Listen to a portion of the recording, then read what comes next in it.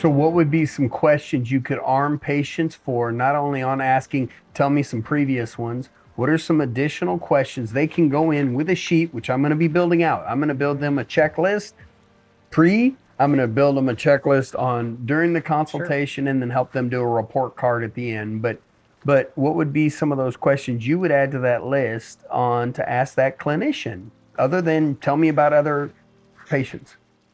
So number one is the degree to which I can get the outcome that I want. How confident are you that you can give me the outcome that I want? Not just the teeth, but the outcome. So I want to hear from them. That's number one. Number two is, what can I expect? As far as from yes, I want to have this done, to through the procedure, what's the experience going to be like? What can I expect from you? Number three is, what are you worried about? Great question. Not what should I be worried? What are you worried about when you do a case? What are the most important things you look at that could potentially go wrong?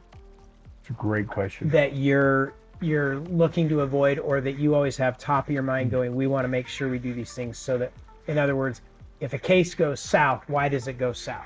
Yeah.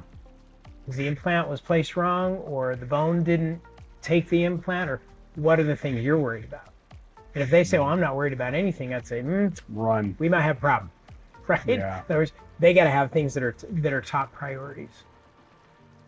And then I would look them straight in the eye, and I would say, if I were your mother or your father, would you recommend this and charge me for it? And then see if they flinch, right? That's fantastic. See if they flinch. If they don't have the courage of their convictions on what they're recommending, I'd wonder. Okay, last question. You've given me 4. Give me one more. I would say finally is, if I don't do it here, where would I have it done? In other words, if you needed this work, if you were me and you needed this work, you couldn't do it yourself, where would you go? Oh, that would be an interesting conversation. I would have never thought that. And so here's why I say that. That is so great. The right clinician will immediately go to their mentor. And they would say, the person I would go to if I weren't doing it would be the person who taught me the most about this procedure.